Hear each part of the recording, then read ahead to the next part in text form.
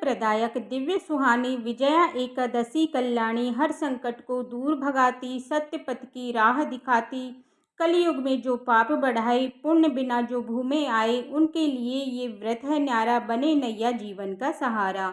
हरे कृष्णा। आप सभी को विजया एकादशी की हार्दिक शुभकामनाएं। फागुन मास के कृष्ण पक्ष में पड़ने वाली एकादशी का नाम है विजया एकादशी, और ये एकादशी व्रत अपने नाम के अनुरूप ही संपूर्ण फलों को प्रदान करने वाला और सभी कार्यों में सफलता प्रदान करने वाला अत्यंत पवित्र व्रत है। विजया एकादशी परम पुण्यदायिनी और कल्याणकारी तिथि मानी जाती है। इस व्रत के प्रभाव से हर संकट टल जाता है और साधक को जीवन में विजय प्राप्त होती है। जो भी व्यक्ति पूर्ण श्रद्धा भक्ति भाव से इस व्रत को करता है और एकादशी के नियमों का पालन करता है, उसके अधूरे कार्य पूर्ण होते हैं और सफलता उनके कदम चूमती है।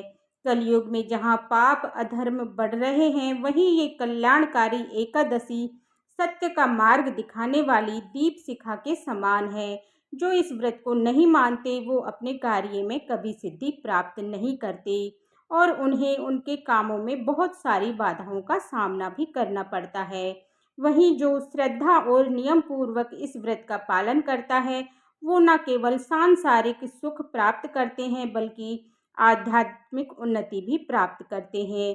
इस व्रत के प्रभाव से व्यक्ति को हर परिस्थिति में विजय मिलती है, चाहे वो लौकिक हो या पारलौकिक। तो चलिए विजया एकादशी पुण्यदायिनी एकादशी की व्रत कथा श्रवण करते हैं। बोलिए श्री रामचंद्र भगवान की जय, माता सीता की जय, विष्णु भगवान की जय, माता लक्ष्मी की जय।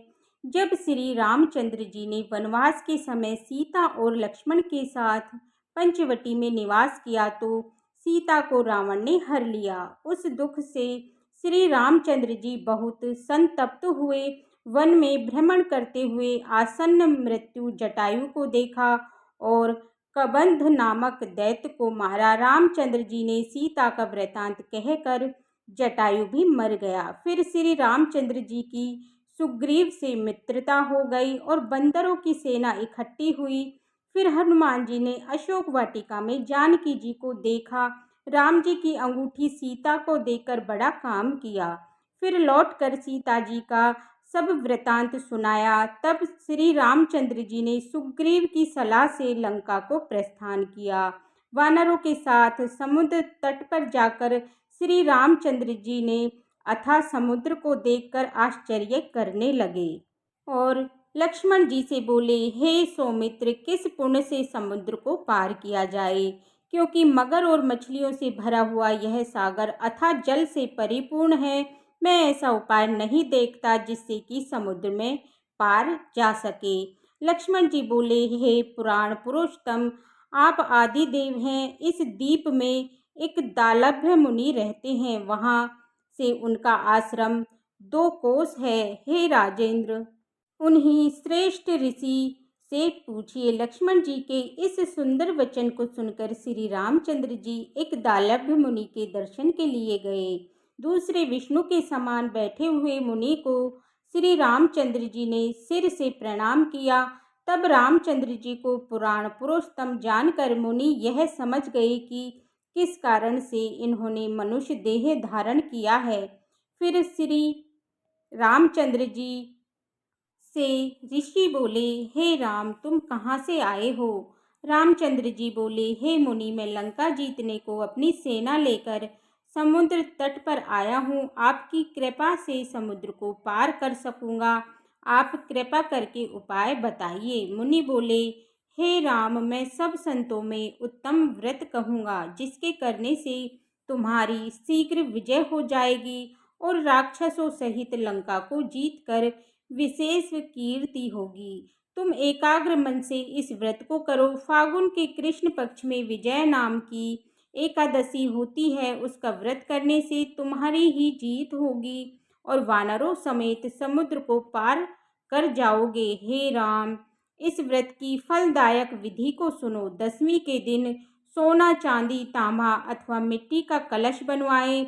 स्थानडल के ऊपर सप्तधान रखकर उसके ऊपर जल से भरा हुआ कलश रखें। उसमें पंच पल्लव रखकर कलश के ऊपर सकोरे में जो रखें उसके ऊपर स्वर्ण की बनी हुई नारायण प्रतिमा स्थापित करें। एकादशी के दिन प्रातःकाल स्नान करें। कलश के ऊपर नारियल रखकर नारायण की मूर्ति को गंध धूप दीप अनेक प्रकार के नैवेद्य और अनार से भक्ति भाव से पूजन करें और दिन को व्यतीत करें। मूर्ति के सम्मुख रात को जागरण करें। द्वादशी के दिन सूर्य उदय होने पर नदी सरोवर अथवा जलाशय के पास उस कलश को ले जाकर विधि पूर्वक पूजन करें। हे राजेंद्र, मूर्ति समेत उस कलश को विद्वान ब्राह्मण को देवें।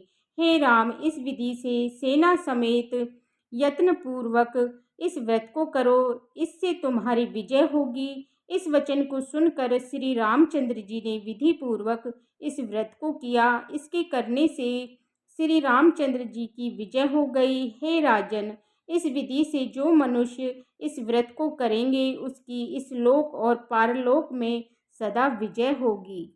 बोलिए श्री रामचंद्र भगवान की जय, माता सीता की जय।